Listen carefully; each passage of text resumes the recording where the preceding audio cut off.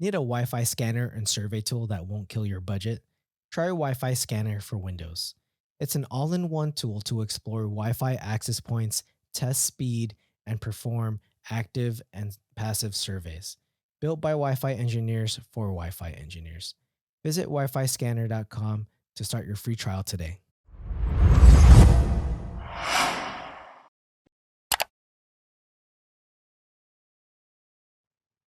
Hi, guys. Welcome to a brand new episode of the Clear to Send podcast. I'm here with Roel today, as always. Hey, Roel, how are you? Hello, good morning.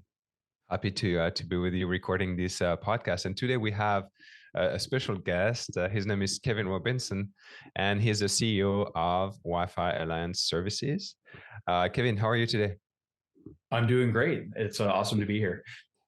Actually, it's your second time on the podcast. You came first time. You were not CEO yet, but you were working for the Wi-Fi Alliance, which you still are. So maybe you can introduce yourself and then give us a background of who you are for the audience, and then maybe you can also present really briefly what the Wi-Fi Alliance services is, and then its connection to the Wi-Fi Alliance.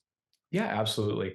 And again, it's great to be here. So I think last time we spoke, I was the VP of marketing for Wi-Fi Alliance. So since that time, for just under a year now, I've been the president and CEO of Wi-Fi Alliance, which is great honor. It's there's not an industry I'd rather represent than the Wi-Fi industry in terms of the impact we've had around the globe.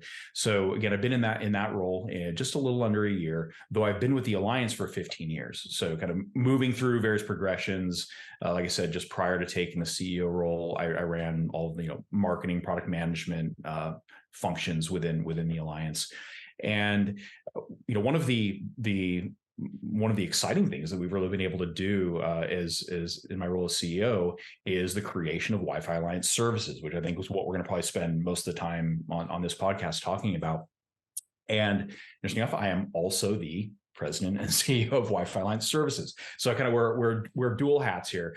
But again, it's really an interesting initiative by Wi-Fi Alliance, and I'd have to say it's like many of the things within the alliance. It really was very organic in that it was the industry and the participants in the industry kind of communicating to Wi-Fi Alliance the value and the importance they saw in an organization like Wi-Fi Alliance getting involved in automated frequency coordination for the 6 gigahertz band. And well, I'm sure we'll jump more into that a little bit later, but essentially to operate at standard power levels and to have certain form factors in the 6 gigahertz band, starting in the US, but also, Brazil, Canada, other geographies, you need something called automated frequency coordination, which essentially authorizes operating at certain power levels and channels in that spectrum, of course, to protect incumbents. That's incredibly important for our industry, is that we're making responsible use of the spectrum that has been opened up to us.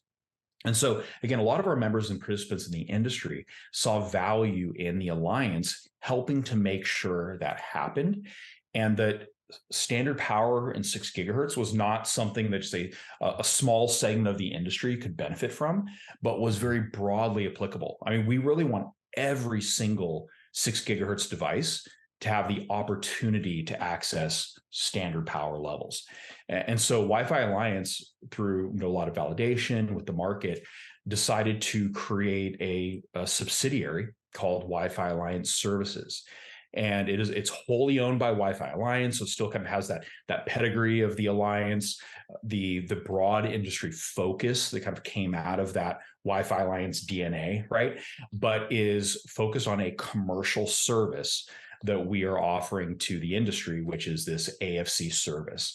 So that's how it came to be. We are well into the process of getting authorization by the FCC, and in Canada by ISED. So again, it's an exciting time. We're kind of right on the cusp of standard power 6 gigahertz Wi-Fi, and Wi-Fi Alliance Services is going to be an integral part of making that happen. Yeah. So thank you for the explanation. I think it will it makes sense. And I think you guys introduced it, or you sent out a press release announcing that new subsidiary which is a very hard word for me to say in English, by the way. Oh, sorry. Practice that a little bit, but I think it was August 3rd, like the beginning of August. Mhm. And like you mentioned, you guys are working to become like one of the official AFC provider for the US, for Canada. Earlier, I was actually attending the wireless the Wi-Fi World Congress conference in Toronto this week, and they were talking about the fact that in Canada. Canada was the first country to officialize, their first AFC provider, which was Qualcomm. But they were talking about, that the fact that in the US it's going to come very soon. So I'm expecting, the FCC to start announcing some of their choices, and hopefully we'll see you guys in the list. Absolutely. Yeah, and Canada's interesting. I would say it probably wasn't our preferred approach, the way that Canada took it, which was kind of in serial, right? So as applicants applied in Canada to ISED is processing those applications. And so you have a situation, as you just described, where you have one AFC operator that is out there and is offered commercial service. Now, the devices still have to get through the approval process. So I don't believe there is actually a commercial operation of Standard Power in Canada just yet. I can't speak for sure to that because we're not that first operator. Whereas the US took a slightly different approach, and that they're really looking at it as a cohort. So there were a total of 13 applicants that I believe was 13 that ultimately were provisionally approved. And those applicants are kind of going through this process together. I think the FCC recognized the importance of the regulator not having, let's say, an impact on the market, a market preference, right? Kind of making sure it's a very level playing field for all the applicants. And so we're all kind of moving through that. There's actually six different companies right now, applicants that are in the public trial phase, right? So there's kind of two pieces to the FCC approval. You have, or this final phase of the FCC approval. You have lab testing, where the operators go in and have to go through a test regime, and then you have public trials where anybody can go log into a public portal and say, here's the location. What would your AFC provide as an answer for spectrum availability? So it's publicly exposed. And there are 6 operators, including Wi-Fi Alliance services, that actually are doing that right now. So you're absolutely right. We really are on the cusp of getting through this process, and it's exciting to see. And another question I have is, I guess it would be like the simple version of the question would be why? Like, why would you guys decide to do this? I mean, you talked about the fact that you want everyone to get standard power, but there's also like 13 other applicants. So there's all the companies out there that are willing to do the job. Why did you guys decide to do this? Did you see like a demand from some of the members of the Wi-Fi Alliance who you mentioned that you said you used the word organic earlier, so that would be my guess. But yeah, maybe you can give us a little bit more background information in terms of why you guys decided to to create that organization and provide AFC services. Sure. So the short answer to that is absolutely. There's commercial demand, right? The Wi-Fi Alliance Services is a for-profit entity, and it exists to provide the service and to do it in a way that is commercially viable, right? It's important that is commercially viable. But ultimately, I think there was a number of reasons why we saw demand from Wi-Fi Alliance members, or really just equipment vendors and service providers in the industry. One, it's important to note that when you look at the full set of applicants, some of them are not there to serve the Wi-Fi industry, right? So it's important to understand that when the FCC opened up 6 gigahertz for Wi-Fi, it opened it up for license exempt access, right? It doesn't mean it's Wi-Fi is the only technology that is going to go into that band. Certainly, it is going to be probably the predominant technology going into that band, but not every operator is looking to serve the Wi-Fi industry.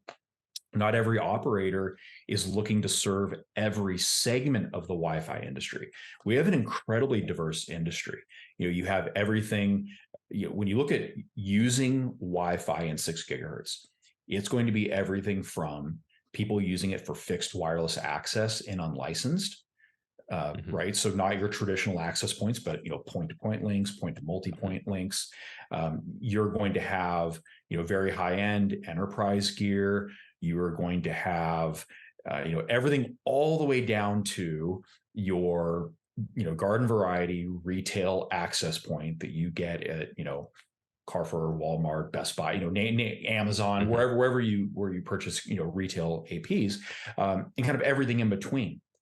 And so I think what the industry really wants to see is AFC operators, and there's going to be multiple, right? They want to see AFC operators that are delivering a service that is compatible with why Wi-Fi has been successful, which is Wi-Fi delivers affordable performance, right? You need AFC operators that are going to be, they're going to kind of be, again, compatible, kind of aligned with what has made the industry successful over our first 24 years. They want to see operators that are in it for the long haul, right? The economics around providing AFC service can be somewhat challenging, right? I mean, there's not a whole lot of differentiation in terms of the actual answer you get, right? Most of us are going to give you mostly the same channels. It's standardized, right? Right. A lot of it is standardized, right? And so, it's something that they need companies that kind of understand that and are in it for the long haul and are going to be able to provide a sustainable, viable business. I think some concerns that ultimately some operators may end up dropping out, but you've got to have, for Wi-Fi to be successful, you've got to have this core of operators that are in it for the long haul and also are willing and kind of are looking at the financial aspect of finding a way to make AFC operation work in other geographies, right? It's fairly easy to make a business case in the US. Right? It's fairly easy to make a business case in Canada. As you start moving around the globe and other regulators that want to open up this band and using potentially AFC to protect incumbents, that becomes more challenging. You're going to have some countries that go the route where the government provides it. You're going to have other countries that maybe there's other consortia that kind of support it. But somebody like a Wi-Fi Alliance Services, I think people are comfortable that we will give those other geographies an honest evaluation. And if at all possible, we want to support those because we want to make the industry successful. Sorry, Francois. Go ahead, Ro. Okay. I was gonna say, like, it sounds like the AFC providers that are that could be selected could be also servicing very specific verticals. Like there won't be AFC providers for everyone and all devices. There may be some that, let's say, may be targeting just healthcare, or some that may be targeting just manufacturing. But your goal with the Wi-Fi Alliance Services is to kind of service all Wi-Fi devices in this case, and kind of help promote the growth and basically help scale the adoption of Wi-Fi 6E. Right. And I think maybe one way to think of it is Wi-Fi Alliance Services is going after mass market standard power 6 gigahertz, right? We want to make sure we enable the mass market where every device that wants to take advantage of standard power is able to do so. Maybe I'll use a contrasting example. So if you think of like fixed wireless access in 6 gigahertz, right? It's not just about getting the answer of what channels. People are probably looking at things like network planning tools. Like, how do they actually plan deployment of a wide area, fixed wireless access network across an entire city? That's probably not a space that Wi-Fi Alliance Services is going to get into, right? That's not our competency. There might be other providers that say, we really want to get into that space. We have all these other tools that we're going to provide to the customer that allow them to do that. And they may succeed in that market, right? Whereas Wi-Fi Alliance is really saying, we're just going for the base case mass market, what you need to enter 6 gigahertz of standard power, and provide that to every company, right? And so that's more of our strategy. So you're gonna have different strategies. There's gonna be multiple strategies that are successful in the market, and that's good, right? That's I think one of the great things about how the FCC and other regulators approach this is they created a framework that the industry can go out and solve these market challenges. And I think there's another challenge as well, is the geographic challenge. So you mentioned it a little bit, but maybe in some countries too, even within one country, you may have local, providers that you'll have to partner with. My guess with you guys is that you'll try to go and to talk to different people in different regions and try to partner with these people to provide like a single interface to your customers. Mhm. But also what could happen maybe in the future, I don't know, I'm not in the weeds of the discussions, but for your customers, for like the AP vendors, for instance, maybe they would want to have multiple providers, right? Maybe they would want to have like the Wi-Fi LAN services, but that maybe they want a backup, or maybe in some region, they're going to decide to use this one versus that one. So the fact that you have multiple providers servicing different areas, different markets, it's also a good thing for that purpose, but it can also be very confusing and complex for the customers. Mhm. So I see the value of having like a more holistic approach, saying that we can help you no matter where you are, no matter what Mhm. you do. I think Right. it can bring value. Yeah. Right. And I think you hit actually one of the key elements, which is the industry really wanted to see vendor diverse AFC vendor or operator diversity. We'll be right back to the episode.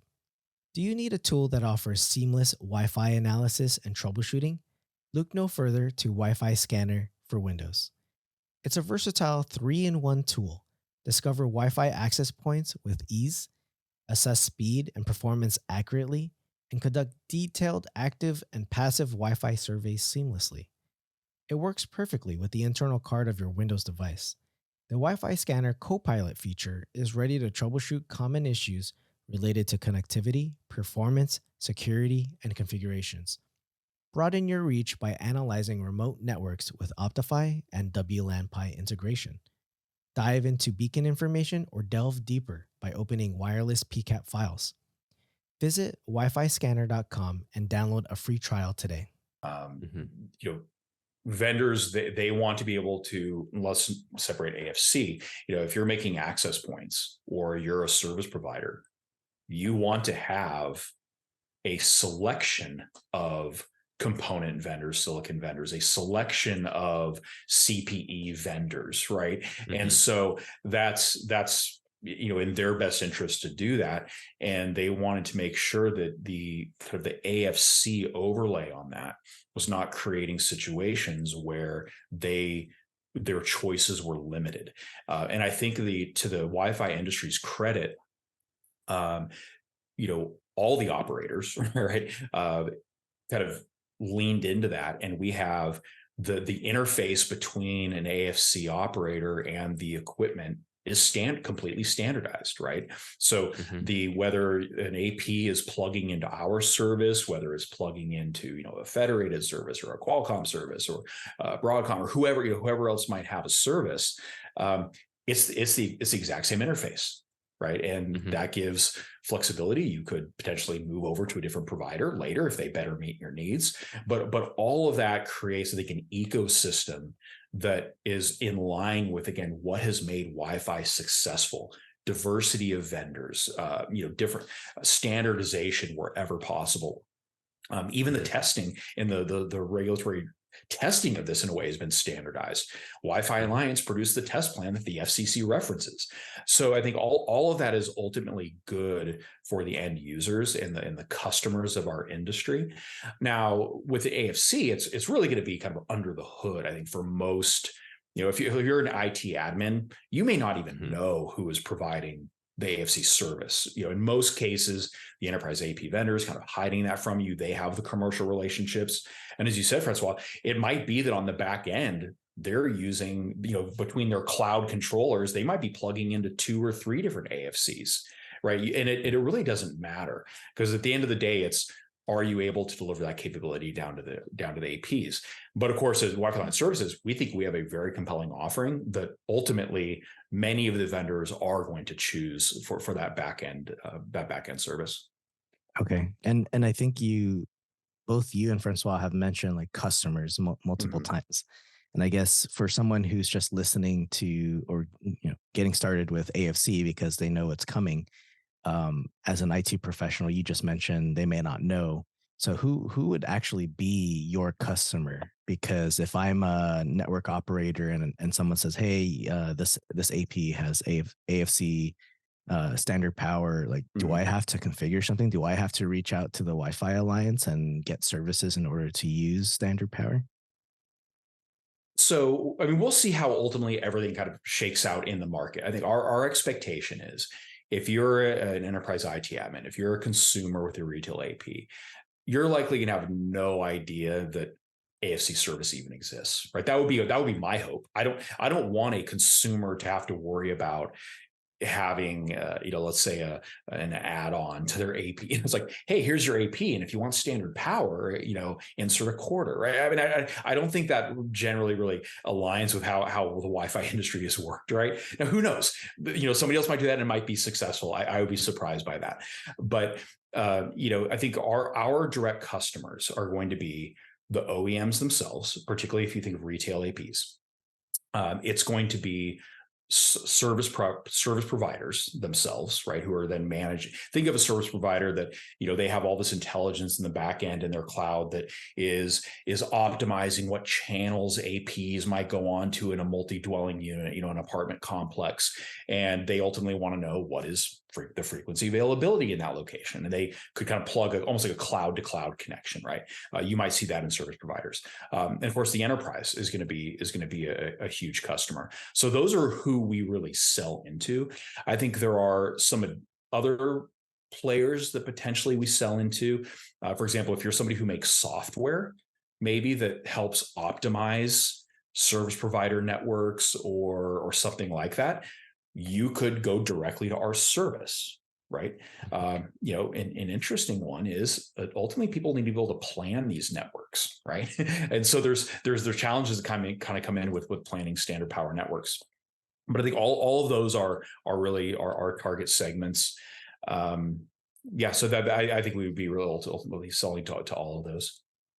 Okay. Yeah, for someone owning like an enterprise network, the thing, if I'm owning an enterprise network, the thing I'll be worried about is how will that cost be transferred to me? Because essentially I'm not the one paying for the service, but I'm guessing my favorite AP vendor is not going to give it to me for free. So I guess that would be my concern. And how will that impact and how will they transfer that cost?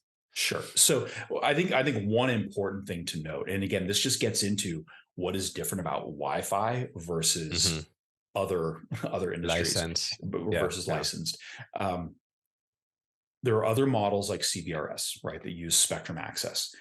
There was even TV white spaces in the old days that is still kind of floating around, has never been really commercially successful, right? But CBRS definitely is getting traction. I think there are some lessons learned with CBRS in terms of the rule set that the industry wanted to see on 6 gigahertz. And also, there are just frankly some differences in the nature and the complexity of the problem in 6 gigahertz versus where CBRS is operating in the US, right? They have many more challenges in terms of radars that just pop up. Naval radars might pop up unannounced or unplanned, I should say. And at least in the US, the incumbents are well known, right? The FCC has a database of all of them, the ULS database that our AFC and all the other AFCs reference. And so at the end of the day, I'll just say this: the complexity of protecting the incumbents in 6 gigahertz is relatively low, okay, comparably to other bands. Yes, we have advanced modeling. We take into account things like LiDAR of city, so we could really get a good sense of how to model propagation in a lot of these environments. So don't get me wrong, there are some advanced techniques that people can use. to maximize the spectrum that is made available. But we're doing this at cloud scales, right? We're doing this for millions of devices, and I suspect all the operators are going to be able to deliver very cost-effective solutions for their particular target markets based on what they're delivering to that market, their segments, right? We'll see whether vendors try and, let's say, have an adder for standard power 6 gigahertz. My suspicion is that it's probably going to kind of be built into, if you're buying an AP that has standard power capabilities and you're already paying for licenses for that AP, it's either going to get bundled or be very minimal. Again, I can't speak for the I can't speak for the actual vendors. They haven't communicated their specific plans on that, but we can do this very efficiently. We can do this very efficiently. That's the main thing. Yeah, I can see that being kind of rolled into licensing, and it's just part of the license of using the AP. Yeah. And have you guys started working with customers already in this testing, or how does that work? So you have the AFC service, and now you're open for business. Like, these customers are just going to come knocking on your door saying, "Hey, we want to implement this. What does that look like?" Or is that how that's going to work out? Generally, it's the OEMs. It's a lot of those segments I mentioned. Wi-Fi LAN services is already doing integration work, engineering integration work with potential customers, right? So, the industry is well on that road to enabling this. When we talk, I always hesitate to predict what a regulator is going to do, right? You tend to get burned when you do that. But here's what I'll say: we are progressing well along the path to regulatory approval. A number of operators are. Our planning assumptions are still to have commercial service available by year end 2023. Yes, that might potentially slip into like early 2024, but the reality is, we're on the cusp of having this, and so yes, for our lead customers, those technical discussions are very much underway. In many cases, already doing the testing and the integration work to make sure that their products work with our service. So yeah, this is not slideware. This is a service that is getting ready to launch. Awesome. And I have another question for you. I guess we can close on that, because the organization is called Wi-Fi Alliance Services. So I understand that right now AFC is your main service, but are you guys thinking in the future maybe introducing other services for the industry? And if yes, like, what would be your target audience? Sure. So, you never say never, right? But I think that Wi-Fi Alliance Services right now is just completely focused on providing AFC service to the industry. I think that ultimately Wi-Fi Alliance, if I was going to speak for Wi-Fi Alliance wants the industry to solve industry problems, right? The market works very well, and so if there are things that need to be solved out in the market, our natural tendency is to let market participants find ways to solve that. I think AFC is something, and access to 6 gigahertz spectrum, and the fact that there's not a ton of differentiation that's going to happen there long term, that there's kind of the regulatory nexus of that. It really made sense for Wi-Fi Alliance to step in and provide a service to ensure that the industry is as successful as possible in 6 gigahertz.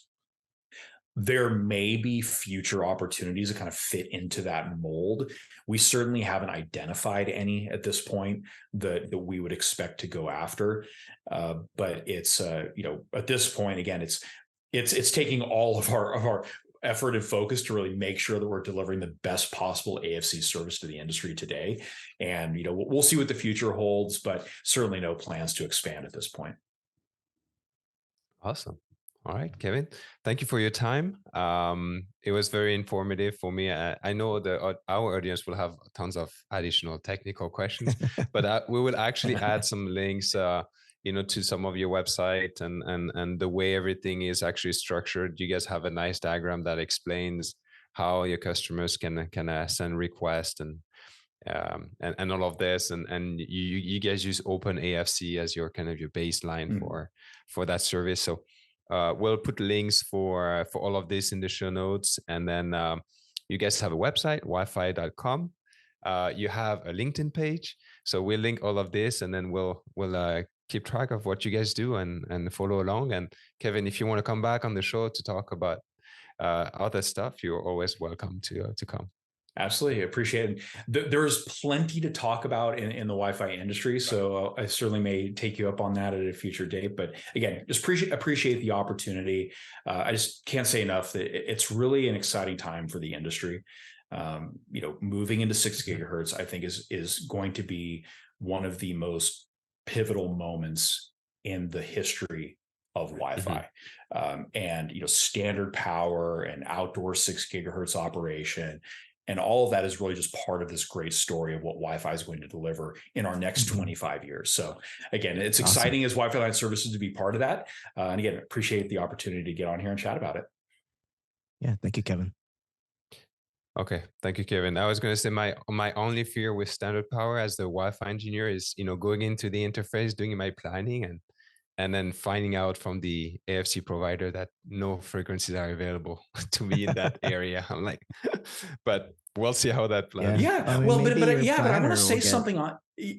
So planners, planning tools being able to do this, I think ultimately is going to be important. But I will say one thing, and we didn't get too much into kind of like the regulatory and the advocacy side of this, but what you bring up, Francois, is why it's so important that we get the full 1200 megahertz globally, right? Because it's all about spectrum diversity, that we have a set of channels that we can evaluate, so that let's say 1 or 2 channels get knocked out because of an incumbent in a particular location, but you still have those other channels that you can fall back on when you're doing your frequency planning, right? And so again, it's because we are a secondary user, that we're not the incumbents, it is absolutely critical that we have that flexibility and that choice of potential channels for when, we have to protect an incumbent. But I'll just say most of the play in most locations, we're seeing very good channel availability, right? I mean, so that is I think a good trend that we're seing. Awesome. All right. Okay. Thank you, Kevin. All right. Thank you. So we'll leave it to this, and I guess we'll see you guys in the next episode. Thank you for listening. Thanks, guys. Sounds good. Thank you. Need a Wi-Fi scanner and survey tool that won't kill your budget? Try Wi-Fi Scanner for Windows. It's an all-in-one tool to explore Wi-Fi access points, test speed, and perform active and passive surveys. Built by Wi-Fi engineers for Wi-Fi engineers. Visit wifiscanner.com to start your free trial today.